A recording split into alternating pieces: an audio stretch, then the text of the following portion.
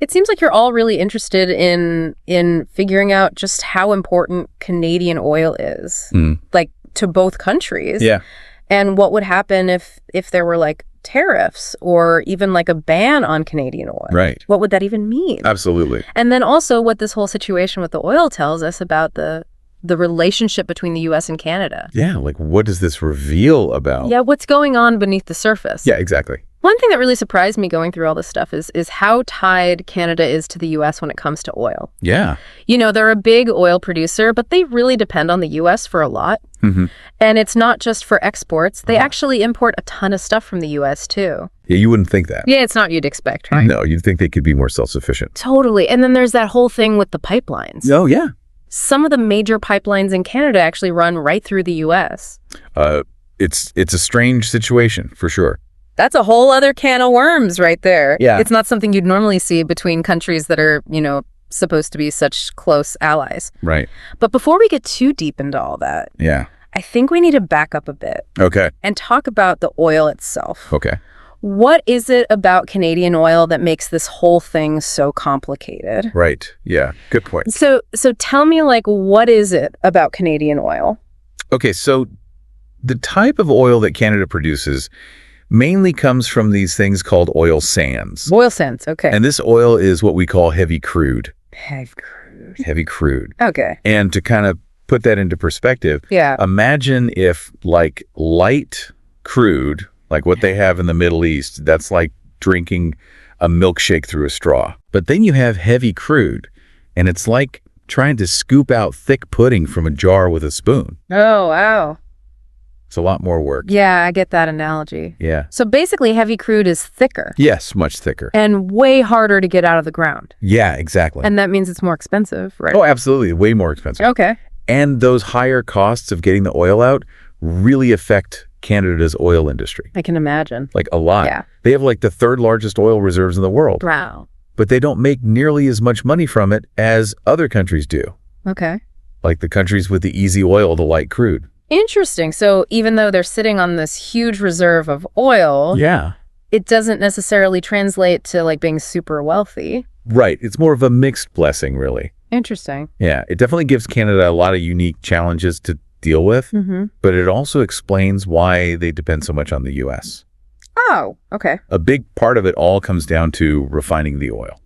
Refining. Okay. So most of the refineries in the U.S., especially the ones in the Midwest, Yeah. they're built decades ago to refine heavy crude Oh, really? from Venezuela. Oh, interesting. But then when Venezuela's oil production went down, Canada kind of stepped in and filled that gap. Oh, I see. Yeah. So they were already set up to handle the heavy crude. Exactly. Okay, that makes sense. Yeah. Logistically. I mean, but what's the advantage for the U.S. in all this? Well- Why not just refine their own oil, especially now with all that shale oil they're producing? Yeah, good question. They're like the top producer in the world now, right? Right, but that's where the economics of it come into play. Okay. So most U.S. shale oil is light crude. Okay. And to refine that, they'd have to like completely redo their refineries. Oh, wow. Yeah, it would be a huge, expensive project. I see. It's just way cheaper for them to keep importing the heavy crude from Canada, refining it, and then selling the stuff they make from it, Okay. like gasoline and plastics. Yeah, the finished product. Yeah. And they sell those at a profit, of course. Of course. And if you look at the oil price projections for 2025, Okay. Canadian oil is still much cheaper than other sources, Oh, wow. even cheaper than U.S. shale oil. So it's a good deal for the U.S. It is. They get cheap oil, refine it, and then sell the end products for more. Exactly. But some of the articles you sent, Yeah. they suggest that maybe it's not such a great deal for Canada. Yeah, some people are saying that it's more like resource extraction Oh. than like fair trade. Oh, okay. The U.S. has a much bigger economy, and they already have the infrastructure in place. Right. So they can kind of control what Canada gets for their oil Yeah. and keep those prices lower than they should be. Interesting. Yeah, it's definitely an unbalanced relationship. It is. But here's another question. Okay. If Canada is so reliant on the U.S. to buy their oil, why do they also have to import so much refined stuff from the U.S.? Yeah, that is kind of weird, isn't it? Shouldn't they be able to refine their own oil? You'd think so, right? Yeah. But they've got a couple of big problems in their oil industry that make it hard for them to do that. Okay. What are they? The first is that most of their refineries are in the east, Okay. and those refineries are set up to handle light crude. Oh, so not the heavy crude that they actually produce Right. out Yeah. west. Exactly. They just don't have enough refineries to process all their own oil, especially the heavy kind. I see. And then the second problem they have is pipelines. Right, you're talking about those pipelines that run through the U.S.? Yeah. That whole thing is just crazy. It really shows how messed up this whole relationship is. Yeah. The main pipeline that brings oil to Canada's eastern provinces, Okay. it's called Line 5. Line 5. It goes right through Michigan. Wow, so they're relying on the U.S. just to get their own oil to their own people. I know, it's crazy, right? That seems so risky, It is. especially with all this tension over pipelines like Line 5 and Keystone XL. Oh, yeah. Remember that whole thing where Michigan tried to shut down Line 5 in 2020? And then that whole Keystone XL thing that went on for 13 years. Yeah. And then finally Biden just canceled it. Yeah.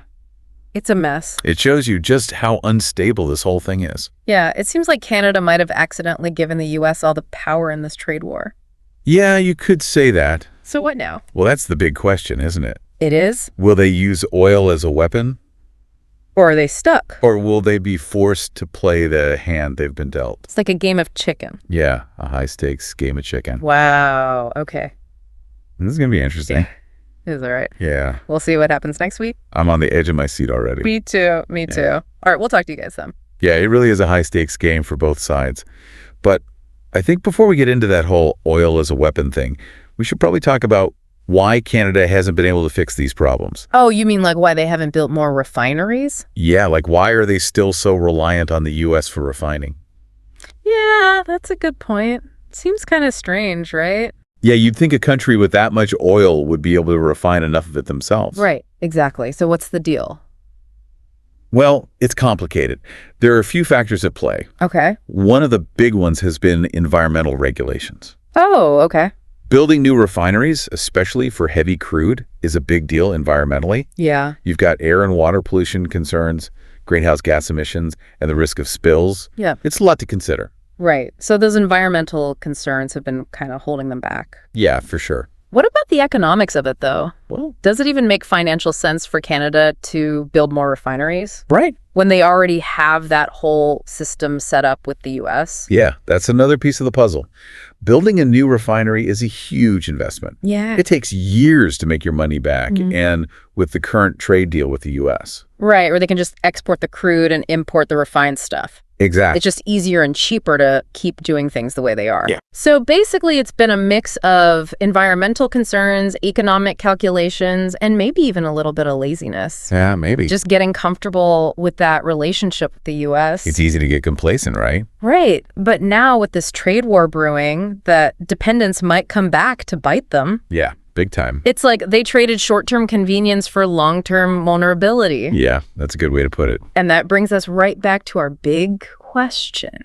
Can Canada actually use their oil as leverage in this trade war? It's the question of the day, isn't it? It is. I mean, it seems like they've got a pretty strong hand to play here. Well, The U.S. needs their oil. they do. And like we were talking about earlier, if Canada cut off that supply, it would be a big problem for the U.S. Especially the Midwest. Oh, yeah. All those refineries that rely on Canadian crude. Right. I mean, we're talking like 75 cents a gallon more for gas. Yeah, it would hit people hard. Yeah. And think about the political fallout. Oh, for sure. Especially with the midterms coming up. Yeah, that would not be good for the president. Not at all. So, yeah, it seems like Canada has some serious bargaining power here. They do. But we have to remember that if they restrict or ban oil exports, it's going to hurt them too. Oh, so it's like a lose-lose situation. It could be the economic fallout for Canada would be massive. Especially for Alberta. Oh, yeah. Alberta would be devastated. Right. We're talking job losses, Yeah. bankruptcies, a huge strain on the government. It would be a mess. It's like mutually assured destruction. Yeah, that's a good way to put it. Neither side really wins. It's a tough spot to be in. Yeah, it really is. But it shows how complicated this all is. It's not as simple as Canada just saying, hey, we're not selling you oil anymore. Right. They have to think about the long-term consequences. Exactly. They need to weigh those short-term gains against the long-term risks. And one of those risks is obviously damaging their relationship with the U.S. Oh, yeah, for sure. I mean, they're Canada's biggest trading partner. Right. And their closest ally. But, hey, you mentioned earlier that Canada's been trying to sell their oil to other countries, Oh, right. like to diversify their exports. Is that a real possibility? Well, something they've been working on, Okay. and it could be a good solution in the long run, Okay. like the Trans Mountain Pipeline expansion. Oh, yeah, I've heard of that. That's a big one. It runs from Alberta all the way to the Pacific coast. So they can ship oil to Asia. Yeah, like China and Japan. Wow, so they're not just stuck with the U.S.? Right, exactly. That's smart, especially with everything going on right now. Yeah, it is. But it's not a quick fix. Oh, right. Building new pipelines and setting up those trade relationships takes time Yeah. and money. And there's no guarantee that those Asian markets will be as reliable or profitable as the U.S. market. Right, so it's a gamble. It is, but I think it shows that Canada is starting to realize that they can't just depend on the U.S. forever. Yeah, they need to diversify. For sure. Not just their oil exports, but their whole economy. Absolutely. It's about more than just money, too. Right. It's about being independent. It's about national sovereignty, being able to make your own decisions. Yeah, this whole trade war thing has really shown how vulnerable Canada is. Yeah, for sure. And it's making them rethink their relationship with the U.S. It's a wake-up call. Yeah, like a big one. It's time for Canada to figure out where they stand in the world. It's interesting, though, with all this talk about oil and pipelines and trade wars. Yeah. We haven't really talked about the environmental impact of all this. I mean, some of the articles you sent were pretty intense. Yeah, it's a big issue, and it often gets overlooked. Yeah. And we're talking about some serious stuff, right? Yeah, we are. Deforestation, habitat destruction, water pollution, and all those greenhouse gases. Yeah, a lot. All contributing to climate change. Exactly. It's a complex issue. Yeah. Some people argue that the economic benefits outweigh the environmental costs, Right. but others say that oil sands production is just not sustainable. Yeah, it's a tough one. It is. And it's something that Canadians are really struggling with. They're trying to balance their need for economic growth with their responsibility to the environment. Yeah, it's a tough balance. It is. So, okay, using oil as a weapon is super risky for both Canada and the U.S. Right. So what else can they do? Yeah. What are the alternatives? Are there any solutions that could, like, de-escalate this trade war and maybe even lead to a better outcome for both sides? Well, that's the million-dollar question, isn't it? It is a really big question. It feels like that's what we've been working towards this whole time. Yeah, it kind of does. So are there any solutions, or are we just doomed to repeat the same mistakes? Well, I wouldn't say we're doomed just yet. Okay, good. There are some ways forward, but it'll take some changes in thinking on both sides. Okay. One idea that's been suggested is for Canada and the U.S. to take a more like team-based approach to energy. Oh, okay. So instead of seeing each other as competitors, they start working together like partners. Exactly. And what would that look like? Well, could involve things like investing together in renewable energy projects. So maybe coordinating how they build infrastructure and making regulations easier so energy can flow between the two countries better. That sounds good in theory, Yeah. but it would take a lot of trust, wouldn't it? Yeah, it definitely would. And a lot of political will, too. Especially now with all this talk about protectionism and economic nationalism. Yeah. It's not the easiest time for that kind of cooperation. Not at all, but I guess both sides are starting to realize that this whole trade war thing isn't really working for anyone. Yeah. The current approach with all the tariffs and threats. Yeah. It's not helping anyone in the long run. It's like that saying, right? Yeah. When two elephants fight, it's the grass that suffers. Exactly. And in this case, it's not just Canada and the U.S. that are getting hurt. Oh, right. The whole global economy is feeling the effects. So everyone has a reason to want this to end? Yeah. A trade war between two of the world's biggest economies is bad news for everyone. Yeah, it creates uncertainty, instability. Supply chains get messed up. Prices go up. People stop investing. It's a mess. Okay, so there's definitely an economic incentive to find some common ground here. Yeah, for sure. But what about the political side of things? Right. How do you get past all the tough talk and posturing Yeah, that's the trick. and actually reach a compromise? Right. Well, I think this is also an opportunity. Oh, okay. How so?